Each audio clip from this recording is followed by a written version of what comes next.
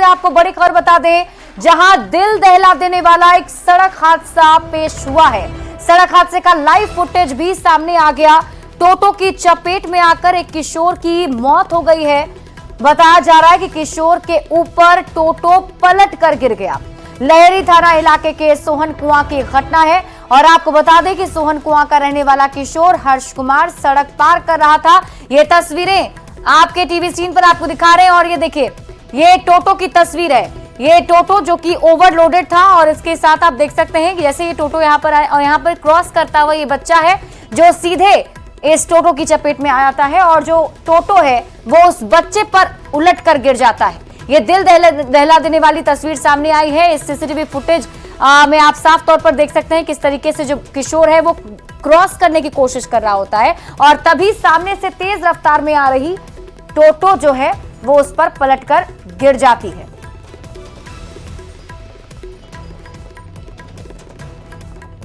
मुजफ्फरपुर में मुस्लिम युवक पर नाबालिग लड़की को लेकर फरार होने का आरोप लगा है।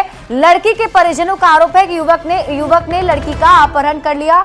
हालांकि लड़की ने एक वीडियो जारी कर कहा है कि उसका अपहरण नहीं किया गया है, वो अपने मन से लड़के के साथ गई है। मुस्लिम युवक के साथी का कहना है कि लड़का नाबालिग को लेकर पटना चला गया। परिजन को आशंका है कि शादी की नीयत से लड़की का अपहरण किया गया है।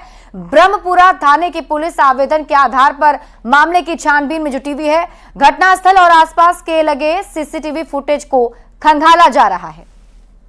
लड़की अपहरण का मामला एक प्रकाश में आया था हम लोग को, तो थाना के द्वारा उसमें प्राथमिकी दर्ज कर ली गई है और लड़के का जो मोबाइल नंबर उसमें दिया गया है प्राथमिकी में, उसके आधार पर हम लोग उसका सर्विलेंस वगैरह कर रहे हैं। जल्द ही कांड का उद्भेदन फिर हो जाएगा।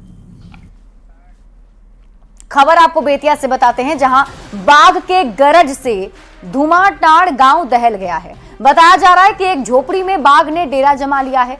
लोगों के हल्ला गुल्ला करने से बाघ खेत की तरफ भाग गया है और तब लोगों ने राहत की सांस ली। हालांकि वन विभाग की टीम मौके पर पहुंची और लोगों से सतर्कता बरतने की अपील की है। वाल्मीकि टाइगर रिजर्व के डायरेक्टर के मुताबिक बाघ जंगल की ओर अब चला गया है। ये तस्वीरें आपके टीवी स्क्रीन पर आपको दिखा रहे हैं, जिसमें आप लाल घेरे में देख सकते हैं। ये बाघ दौड़ता हुआ आपको नजर आ रहा होगा। जानकारी के मुताबिक इस बाघ ने एक झोपड़ी में अपना बसेरा बना लिया था और ग्रामीणों के बीच हड़कंप का माहौल था। हालांकि ग्रामीणों के चिल्लाने के बाद जो बाघ है वो जंगल की ओर भाग पड़ा। मुजफ्फरपुर के सबसे बड़े अस्पताल एसकेएमसीएच में जांच कैसे होती है उसका एक नमूना सामने आया है। सीटी स्कैन में बताया गया कि युवक के पेट में बच्चेदानी और ओवरी है। देखते ही देखते रिपोर्ट सोशल मीडिया पर वायरल हो गया।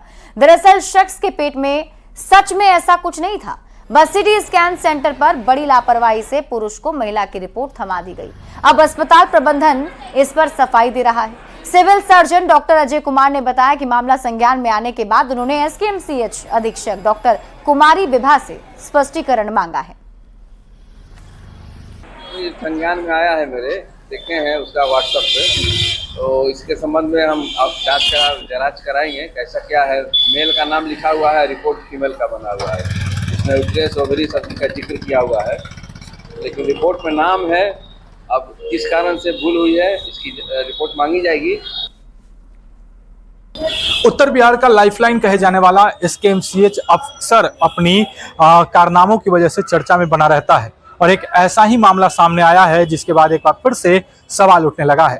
दरअसल एसकेएमसीएच में पीपीपी मोड में चलने वाले सीटी स्कैन और एमआरआई डिपार्टमेंट, उसमें एक ऐसा रिपोर्ट सामने आया जिसने डॉक्टर और मरीज सबको हैरान कर दिया। दरअसल एक 39 वर्षीय व्यक्ति ने अपना जांच करवाया और जब उसका रिपोर्ट सामने आया तो उस रिपोर्ट में ऐसे कई पार्ट्स का जिक्र किया गया जो महिलाओं में होता है, जैसे यूट्रस, ओवेरी, ये तमाम ऐसे पार्ट्स थे जो महिलाओं में होते हैं। उन पार्ट्स का जिक्र उस रिपोर्ट में किया गया जिसे देख डॉक्टर भी हैरान हो गए और मरीज भी परेशान हो गया। ऐसे में अब हालांकि जब इसकी जांच की गई तो मामला पूरा मिसप्रिंटिंग का निकला। दरअसल बताया गया कि वह रिपोर्ट जो है एक महिला का था, लेकिन उस पर पुरुष का नाम जो है वह प्रिंट हो गया था। मुजफ्फरपुर से न्यूज़ 18 के लिए प्रियांक सौरभ।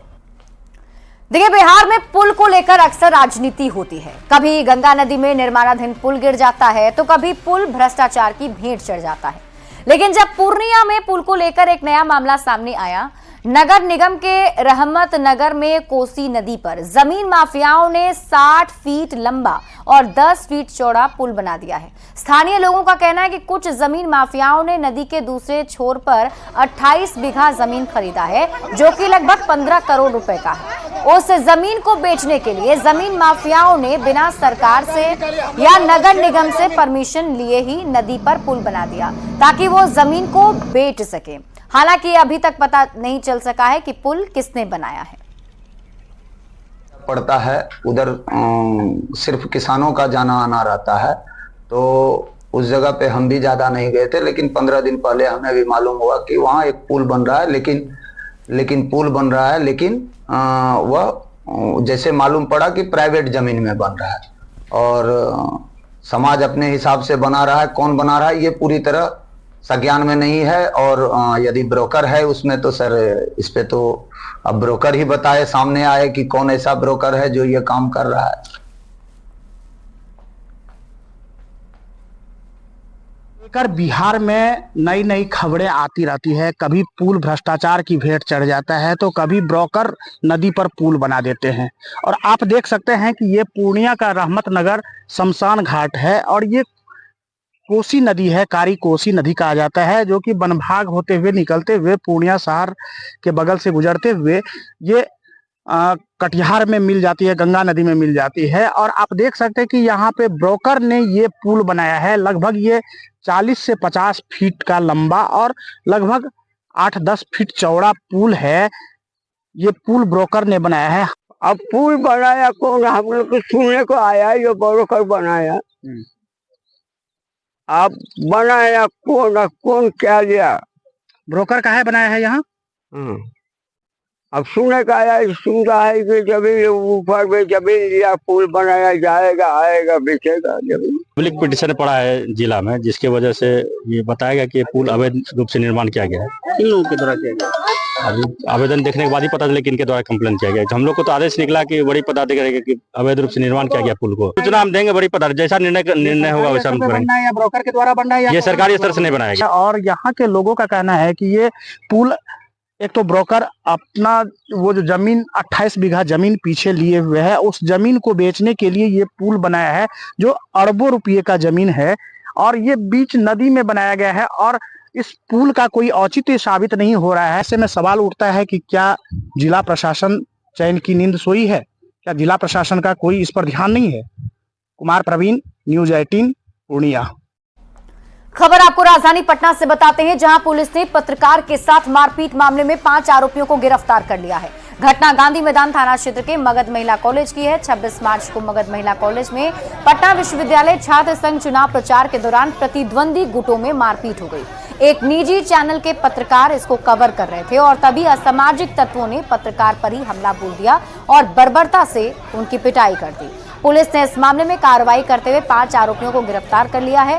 बाकी के आरोपियों की गिरफ्तारी के लिए छापेमारी चल रही है। इनके आवेदन पर कांड संख्या 188/2025 अंकित किया गया है तथा कांड में 5 लोगों की गिरफ्तारी की गई है, जिन्हें न्यायिक अभिरक्षा मिली। देश भर में रमजान के पवित्र महीने में सौगातें मोदी किट बांटा जा रहा है। बिहार बीजेपी अध्यक्ष दिलीप जायसवाल ने कहा है कि प्रधानमंत्री नरेंद्र मोदी पूरे देश को परिवार मानते हैं। कांग्रेस ने 75 सालों तक मुसलमानों को डरा कर रखा, ये कहकर कि यदि वे बीजेपी के नजदीक जाएंगे तो उनके लिए कुछ अच्छा नहीं होगा। सौगाते मोदी इस बात को साबित करता है कि सबका साथ सबका विकास ही प्रधानमंत्री नरेंद्र मोदी का मंत्र है। हिंदू, मुस्लिम, सिख, ईसाई सभी मिलकर देश को आगे बढ़ाएं, यही पीएम मोदी का संदेश है। इस देश के लोकप्रिय प्रधानमंत्री श्री नरेंद्र मोदी जी हर वक्त इस बात को बोलते हैं कि भारत की 140 करोड़ परिवारजनों, पूरा देश प्रधानमंत्री के लिए परिवार होता है, एक परिवार का सदस्य। और कांग्रेस ने जो 70-75 साल से मुसलमान भाइयों को, अकलियत भाइयों को डरा कर रखा है इस देश में कि भाजपा के नजदीक जाओगे तो भाजपा अच्छा नहीं करेगा, लेकिन मोदी जी की इच्छा और मोदी जी का जो ये संदेश है सौगाते मोदी, इस बात को साबित करता है कि सबका साथ सबका विकास, और हमारे हिंदू मुस्लिम सिख ईसाई सभी मिलकर इस देश को हम लोग आगे बढ़ाएं, ये मोदी जी का संदेश है। आज लोकसभा में गृह मंत्री अमित शाह ने बड़ा बयान दिया। उन्होंने कहा कि भारत में अल्पसंख्यक सुरक्षित हैं, जबकि बाकी पड़ोसी देशों में अल्पसंख्यक सुरक्षित नहीं है। आपको बता दें कि लोकसभा में अप्रवासन और विदेशी विधेयक पर अमित शाह जवाब दे रहे थे और इस दौरान उन्होंने कहा कि भारत का शरणार्थियों के प्रति एक इतिहास रहा है। पर्शिया से आक्रांताओं ने पारसियों को भगा दिया और पारसी दुनिया में कहीं नहीं गए, भारत आए और आज देश में वे सुरक्षित हैं। जब इजराइल से यहूदी भागे तो भारत में आकर रहे। प्रधानमंत्री मोदी के कार्यकाल में पड़ोसी देशों के 6 उत्पीड़ित समुदायों के लोगों को भी CAA के माध्यम से देश में शरण देने का काम बीजेपी कर रही है। सभी देशों में मान्यवर, हम तो जियो कल्चर देश है, भू सांस्कृतिक देश है, हम जियो पॉलिटिकल देश नहीं है।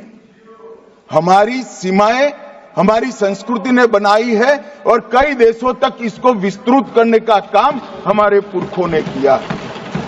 और भारत का शरणार्थियों के प्रति एक इतिहास रहा है। पर्शिया से आक्रांताओं ने भगा दिया, पारसी दुनिया में कहीं नहीं गए, भारत में आए और आज सुरक्षित रहे। दुनिया की सबसे माइक्रो माइनॉरिटी अगर कोई विश्व में सम्मान के साथ रहती है कोई देश में, तो मेरे भारत में रहती है। और इस बीच आपको बड़ी खबर बता दें, विधानसभा चुनाव को लेकर कांग्रेस में बड़ी पहल की गई है। बिहार प्रदेश कांग्रेस कमेटी का गठन किया गया है। बिहार प्रभारी कृष्णा अल्लावरू ने गठित की है स्क्रीनिंग कमेटी। स्क्रीनिंग कमेटी जिला और प्रखंड अध्यक्षों का चयन करेगी और फेरबदल भी करेगी। बिहार प्रदेश कांग्रेस अध्यक्ष राजेश कुमार स्क्रीनिंग कमेटी के अध्यक्ष बनाए गए हैं। शकील अहमद खां, मदन मोहन झा, देवेंद्र यादव, शाहनवाज आलम और सुशील कुमार पासी इसके सदस्य बनाए गए हैं। देखिए, पटना यूनिवर्सिटी छात्र संघ चुनाव में प्रचार का आज अंतिम दिन है और सभी उम्मीदवार अपने समर्थकों के साथ महिला वोटरों को अपने पक्ष में लेने की पूरी कोशिश कर रहे हैं। चाहे पटना कॉलेज हो या मगध महिला कॉलेज, सभी जगह प्रचार किया गया। हाथों में अपने नाम की पर्ची लेकर उम्मीदवार छात्राओं से वोट करने की अपील करते नजर आए। मगध महिला कॉलेज का जायजा लिया है न्यूज़ 18 संवाददाता विनीता मिश्रा ने।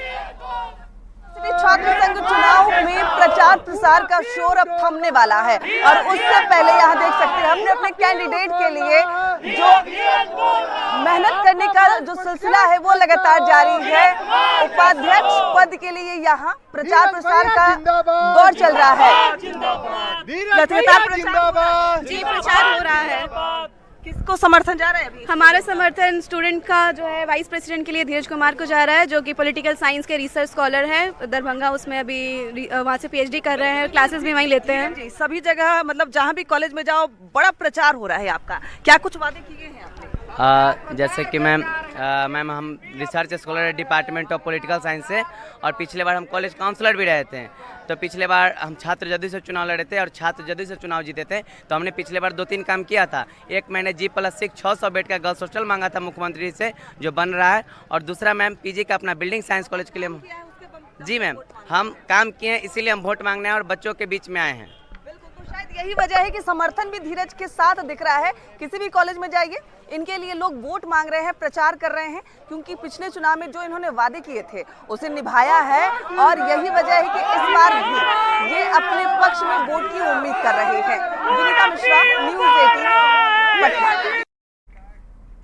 और देखिए, साल का वो समय फिर आ गया है। न्यूज़ 18 राइजिंग भारत समिट 2025 एक साथ लेकर आ रहा है उन सबसे बड़े नामों को जो भारत के भविष्य को देंगे आकार। 8 और 9 अप्रैल को भारत मंडपम नई दिल्ली में